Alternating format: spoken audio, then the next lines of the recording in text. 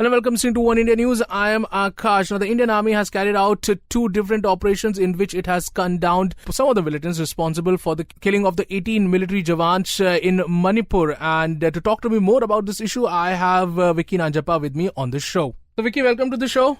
Thanks, Akash.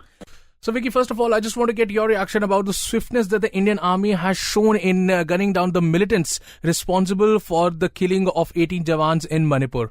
See, it's one thing is that if you look at the attack, it's one of the biggest in a couple of decades against the Indian Army. That's one. Right. Okay. So, and the thing is, the more important thing about the particular attack is that there was the issue of the kind of precision that there was in that attack, which they knew exactly the movement of the army. That's one. Right. And in this case, if there was some kind of a delayed action or something by the Indian Army, if you sat and, looked at, all diplomatic kind of issues, so, then it would have conveyed a very wrong message to them. Now, then it is very, very important that, the army strikes back almost immediately. Right. And, ensures that a very strong message is conveyed, because you can't come in and, just bombard the army and get away with it. Right. That is no matter what the ties are, or whether it is in a foreign land or within the country. Right. So the thing is, with Myanmar also, the thing is that there was a lot of support that we required from Myanmar also for this operation, because all the militants literally they have taken shelter out there. That is a known fact. That's one. And, there is this group called as the KIA, which has been, training groups like Ulfa and all that, which, Myanmar government actually does not have control over them in a couple of areas. So that is where, these guys have gone and settled down out there. So the thing is, one is that, the swift action would have, the swift action that has been taken, just a matter of days before, just a couple of days back, the attack happened and, they managed to neutralize a lot of them, in very, very quick time. Right. Which, goes on to show that, it's very, very serious about the issue. Right. And it doesn't want it to, linger on like this. Because if you don't act like this swiftly, they also, are at an advantage, saying that, anyway, they take so long, And by the time we decide to act, you don't want them planning their next attack on. That's right. That's right. Yeah. And another point, that was made, that they were planning more attacks on the Indian soil. Yeah. Right. Correct. Yeah. The thing is, the bill, if you notice, this particular attack, they've come under, one umbrella group. Now they have realized that. Akash, the problem is that, if you look at it right from the Assam attack, in which the tribal and the children were massacred. If you Right, look at it. right. Right from that, which is also a very ghastly attack. The thing is, what has been noticed is that, the entire, intention is to prevent, peace talks. That's right. What, okay, the peace talks. With the respective governments of the state as well as the union, trying to bring people on the peace table. Because if you look at the history of these northeastern groups, you will see so many divisions within them. Right. One wants peace, one wants to disrupt peace. So one wants to take over through this military might, and one wants to have a democratically set up government out there. So that is one thing. They want to disrupt peace. That is what has been, only the primary agenda out there. That's one part of it. Right. Now, the other thing what has happened is they have realized that one thing is that there is one solitary agenda at the moment, and that is, to keep, disrupting peace out here and, rule by the sword kind of attitude out there. Right. So they've all come together. And after the Assam attack also, if you see that, the operations have been, pretty much strong by the Indian Army as well as the local police out there. That's one. So, a lot of these modules and the cells and, the informers, basically, the local level informers, Right. a lot of them have been, neutralized, so that is one thing. So this particular attack was, which they carried out last week, is only a way of, telling the Indian Army that, we are also, watching. You don't try to bully us. So Right. that's one thing.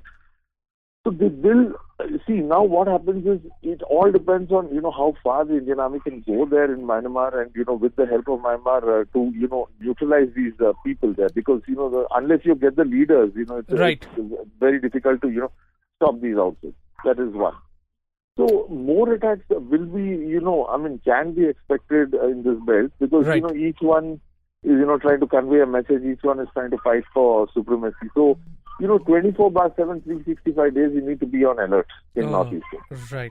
So true. So true. So let's expect that, Indian Army would be more proactive in the northeastern areas now, especially borders around, across Myanmar.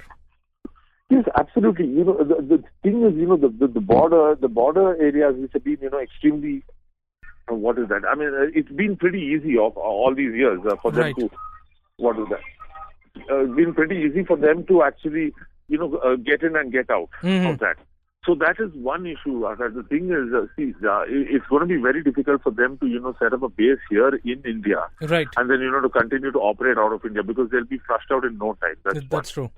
So they have found this, easier way of, sitting in Myanmar, coming down specifically for one attack and then getting back. Right. Now that will be crucial. You just go kill 40, 50 people out there and come, they will unleash another 100 after that. Mm-hmm. But the thing is, they want to come to India and carry out an attack. They don't want to carry out an attack in Myanmar. That's right. That's right. So when they come here to India and they carry out an attack, what needs to be ensured is that they're not able to get back. Wow. That's and for that, the border can't be so open and, the border can't be so loose. So that will be a great step to take, because, the government actually, the review meeting that the Home Ministry had after this attack was, let's seal the border first. Okay. So now the other part of it is, okay, the border was sealed in fact, but the thing is, they, by the time somebody, even decides to react, it's a 390 kilometer porous border basically. That's one. So they would have got back there, so they're still playing that game, you come into international, soil basically. And so we are going to be protected. But here again, a lot depends on what Myanmar would do in this, in this scenario. They can't, afford to sit down and say, we're so weak and all that. Right. Because if you also realize that, from Myanmar, we have another problem also. There's a lot of illegal immigration of these Rohingya Muslims also happening from there. Right.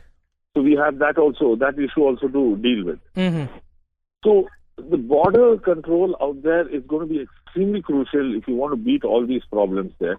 Right. And we need to start, thinking of the Myanmar border exactly the way as we look at the Indo-Pak border. That's right. Yeah, that you can't let it loose. They're no longer, you can't say, you can leave the border open and, nothing is going to happen there. That's one thing. That's right. So we need to look at it more seriously because the designs, the agenda, the kind of, the intent these guys have got, one is talking about a greater Bangladesh, one is talking about a greater Nagaland, one wants complete control over Assam. Right. So, and they're strong.